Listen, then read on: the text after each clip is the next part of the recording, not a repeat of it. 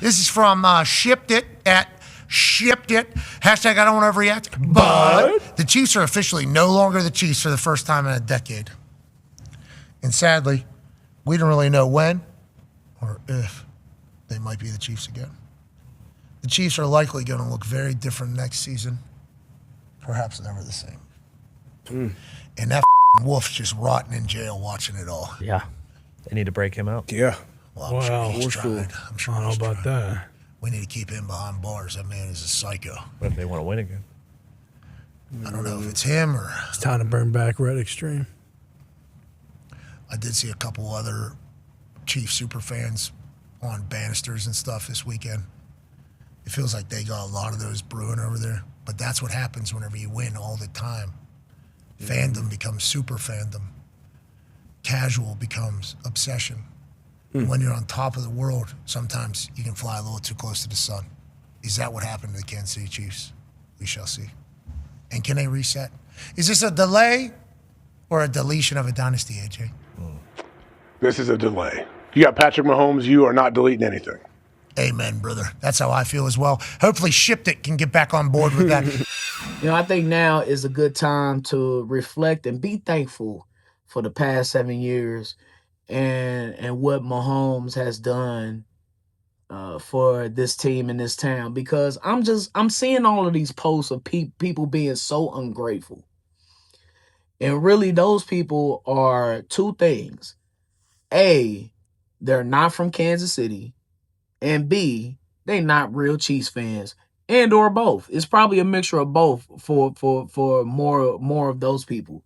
But I just think of where we were before this era began with Chiefs football. And I'll just go back to before Andy Reid.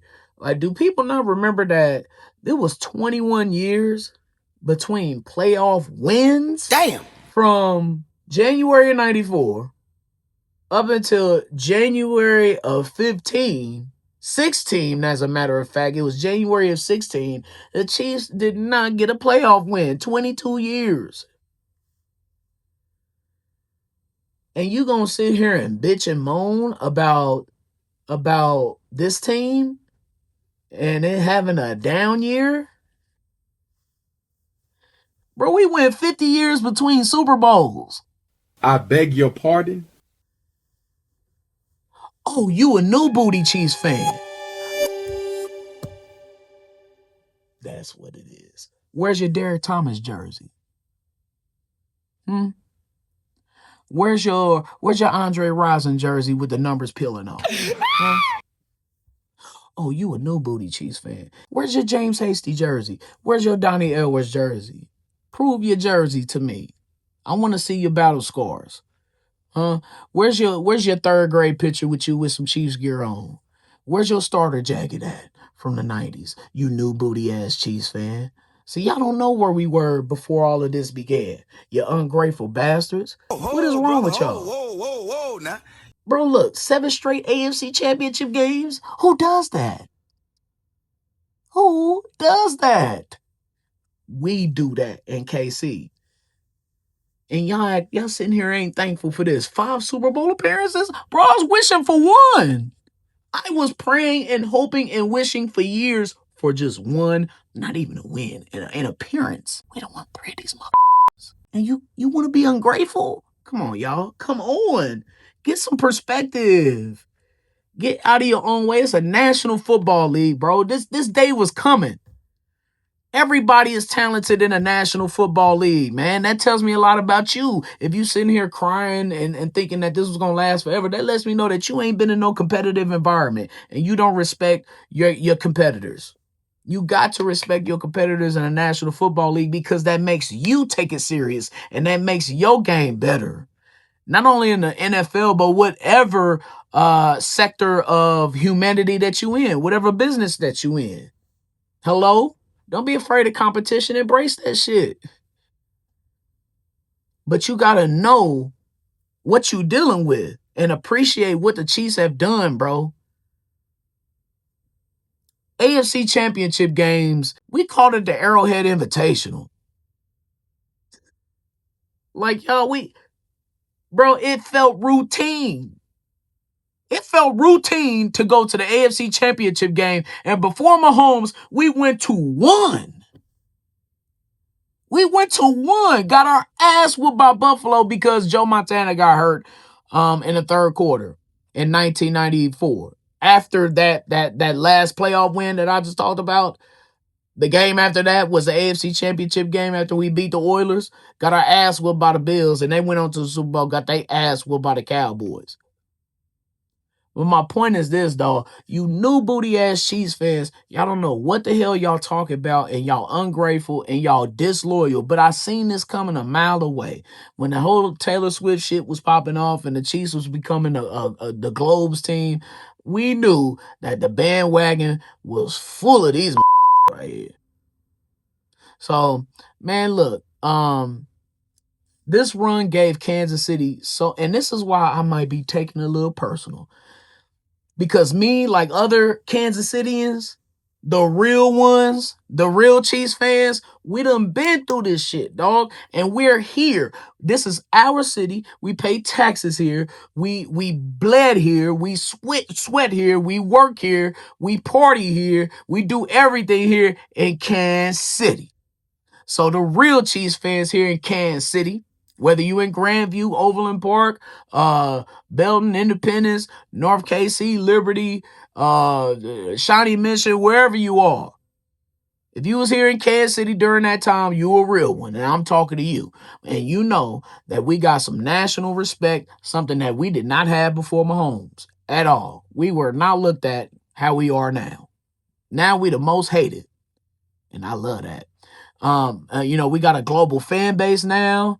Of course, in the NFL expanding globally and the way the world is connected now, that has a lot to do with it. But who was the winning team at the time, baby?